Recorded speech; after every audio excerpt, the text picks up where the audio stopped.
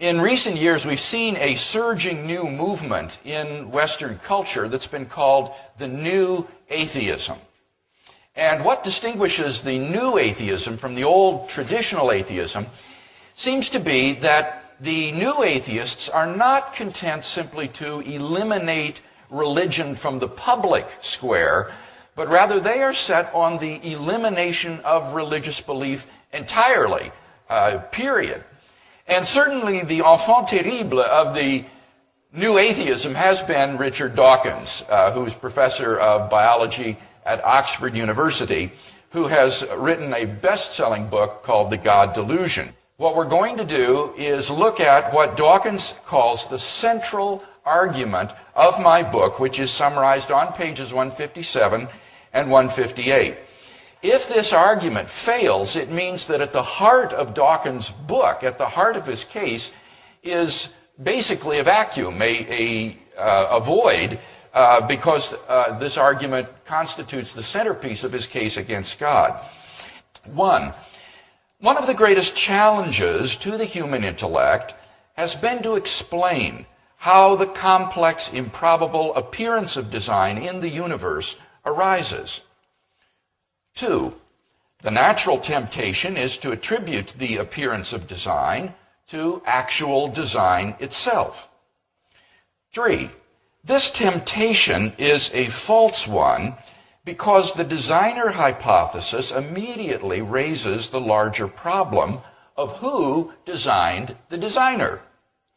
4, the most ingenious and powerful explanation is Darwinian evolution by natural selection. 5, we don't have an equivalent explanation for physics. 6, but we should not give up the hope of a better explanation arising in physics, something as powerful as Darwinism is for biology. Conclusion, therefore, God almost certainly does not exist. Now, this argument is jarring because the conclusion, therefore, God almost certainly does not exist, comes at you out of left field without seemingly any preparation for it in the argument. You don't need to be a philosopher to realize that that conclusion doesn't follow from the 6 previous statements, even if they're true. In fact, if we take these 6 statements as premises, supposedly implying the conclusion, therefore, God almost certainly does not exist, then the argument is just patently invalid. There are no rules of logic that would permit you to draw that conclusion validly from those 6 premises.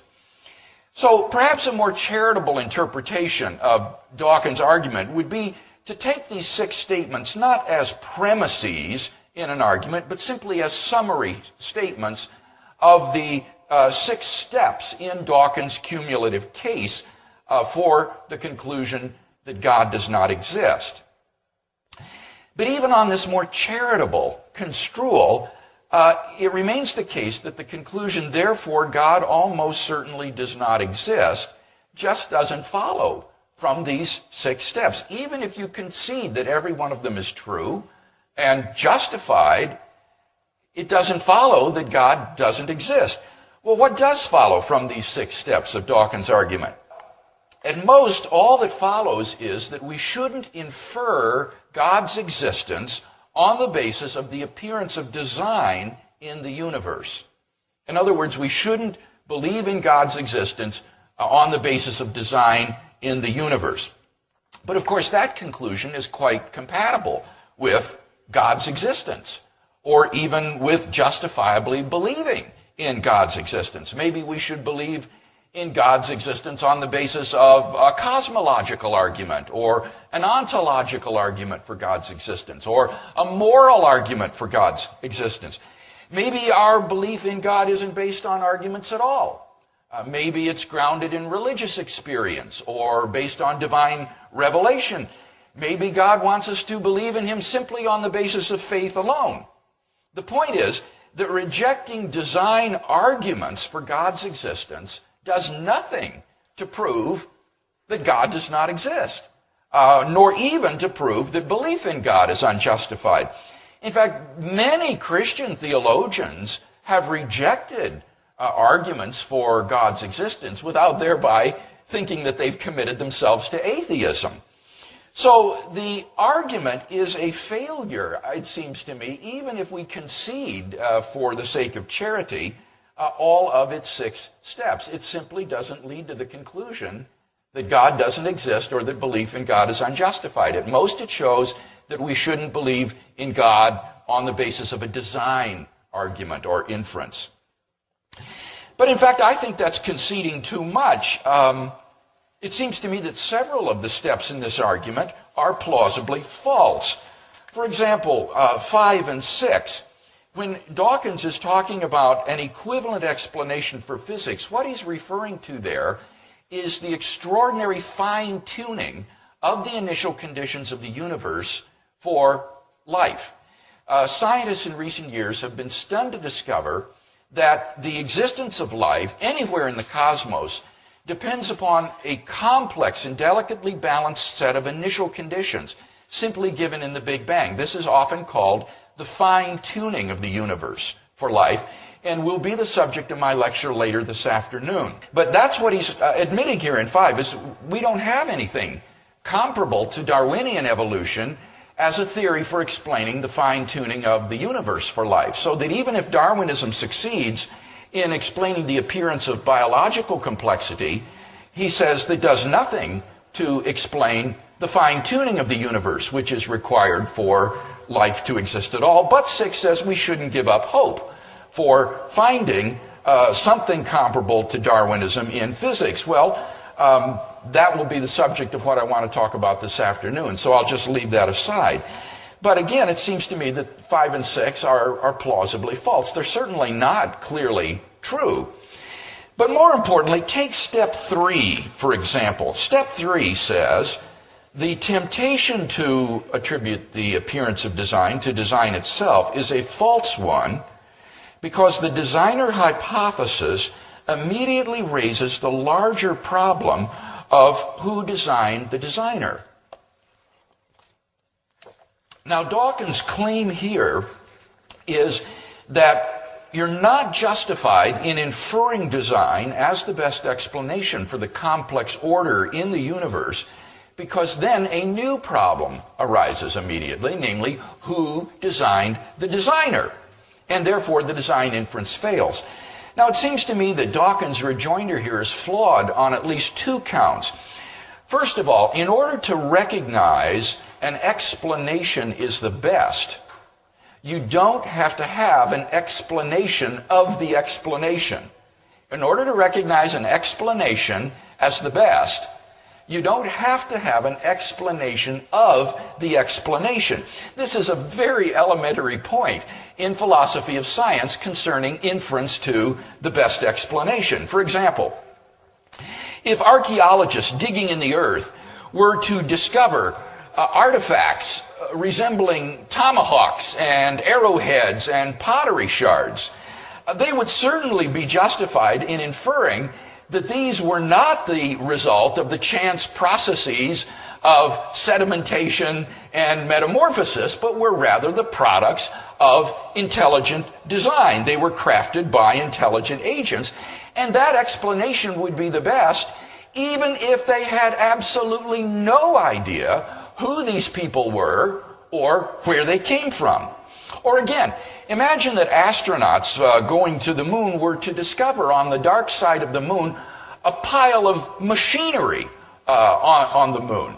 Clearly, they would be justified in inferring that this is the result of some sort of intelligent agency, perhaps extraterrestrial intelligent life. And that inference would be the best, even if they had no explanation whatsoever of who these agents were, or where they came from, or how they got to the backside of the moon. So in order to recognize an explanation as the best explanation, you don't need to have an explanation of the explanation.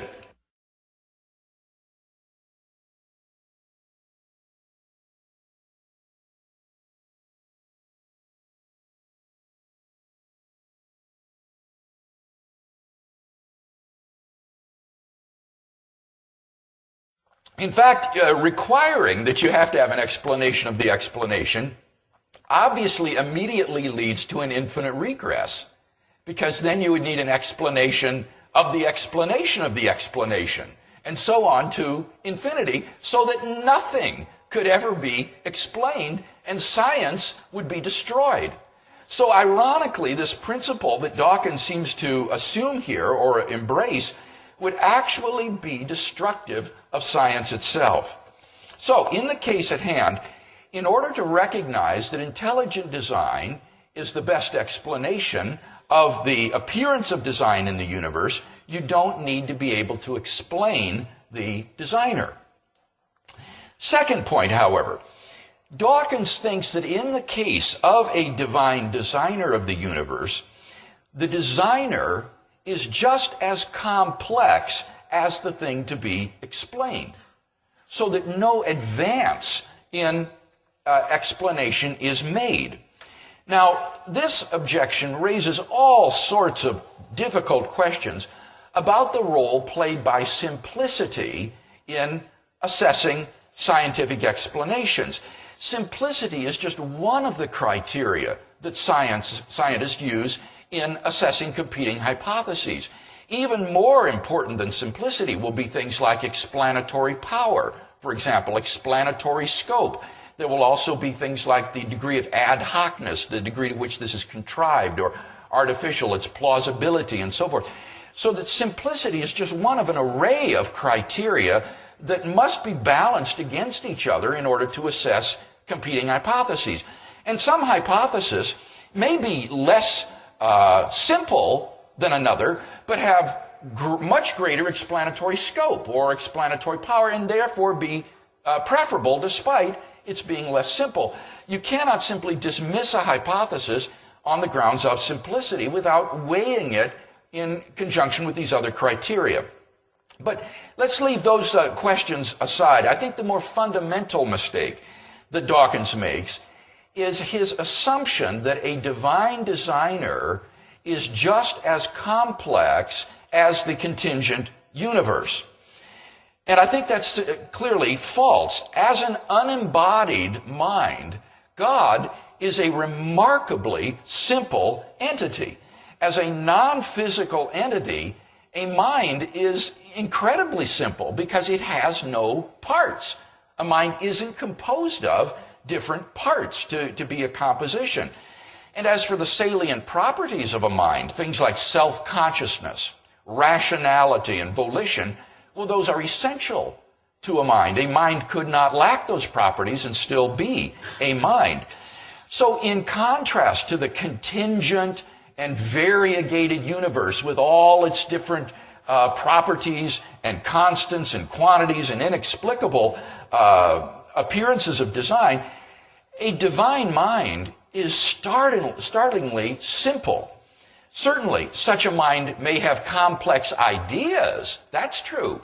This mind might be contemplating the infinitesimal calculus, which is a very complex idea. But the mind itself is a very simple entity, being an immaterial entity not composed of parts. Dawkins has, I think, evidently confused a mind's ideas, which may be very complex, with a mind itself, which is really an incredibly simple entity. And therefore postulating a divine mind behind the variegated and contingent universe most certainly does represent a considerable advance in the simplicity of one's explanation for whatever that might be worth. Now, other steps in Dawkins' argument, I think, are also problematic, and I'll be addressing those further this afternoon. But I think that enough has been said at this point to show that this argument does nothing to undermine a design inference based upon the universe's complexity, and it certainly doesn't serve as any sort of justification for atheism. It does nothing to prove that God does not exist.